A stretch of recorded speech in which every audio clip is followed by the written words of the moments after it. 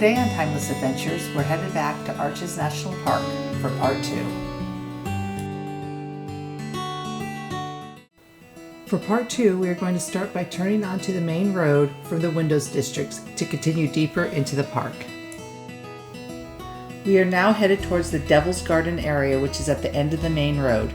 Devil's Garden is 18 miles from the park entrance. On the way, we'll stop to see many amazing arches.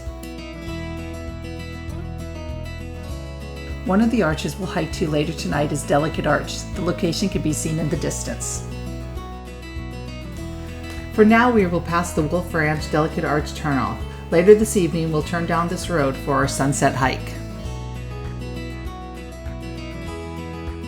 The first turnoff we come to after the Delicate Arch turnoff is the Salt Valley Overlook. This overlook provides panoramic views of the geological collapse known as Salt Valley. Our next stop is the Fiery Furnace area. This is a popular ranger-guided hike. This is one of my favorite hikes at Arches. Unfortunately, this time we could not explore the area because we didn't make our reservations early enough and they were already sold out. Here are a few pictures from our hike a couple of years ago. It takes about 2.5 hours to hike through this maze-like terrain.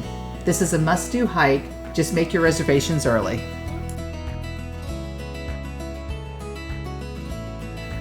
We get back into the car and we continue down the main road to the Sandstone Arch parking lot.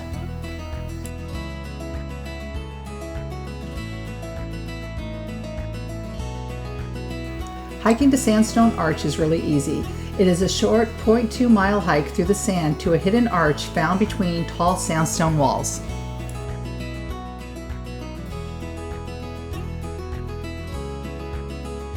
Sandstone Arch is 15 feet tall and 30 feet wide.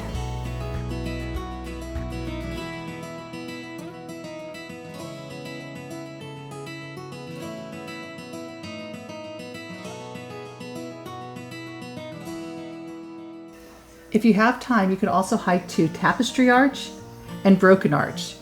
This is a 1.8 mile loop that starts from the Sandstone Arch parking lot. Next, we continue down the road to Skyline Arch. Skyline Arch can be seen up ahead on the right-hand side of the road. There's no parking lot, just pull-offs on the right and left-hand side of the road. If you decide to hike to the base, it's only 0.2 miles from the car. Skyline Arch is 34 feet high and spans 71 feet wide.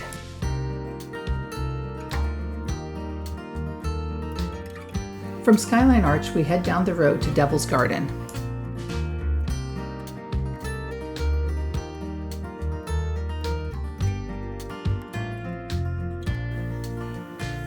Devil's Garden is located at the end of the scenic drive.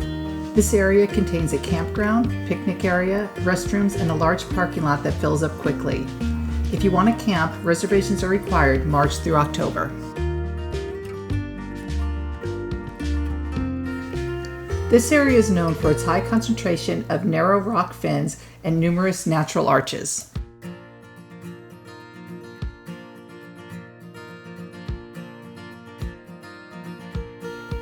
The trail ranges from an easy maintained path to a 7.9 mile round-trip difficult primitive trail.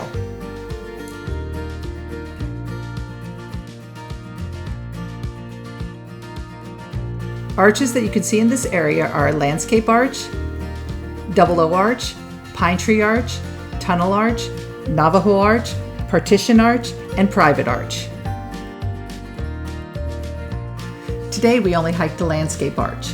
It's an easy round-trip 1.8 mile hike. Landscape Arch is the longest arch in the Western Hemisphere. It spans 306 feet while being only 10 feet thick in its midspan. Hiking back to the car, we stopped for some water and a snack, and we had a little friend join us.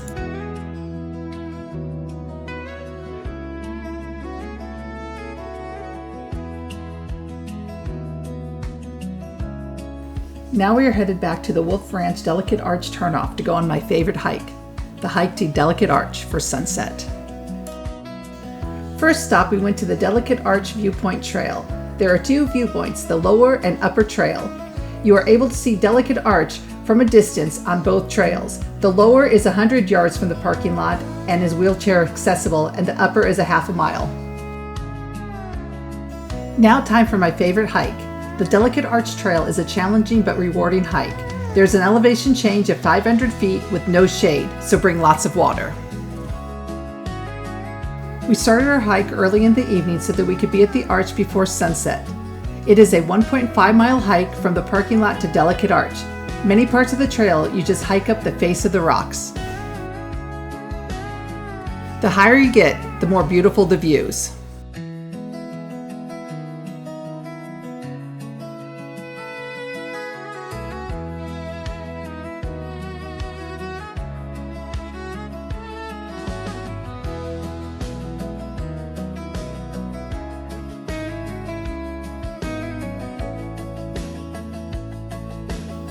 Once we got to the top, we found a good place to sit to admire the arch and enjoy the sunset.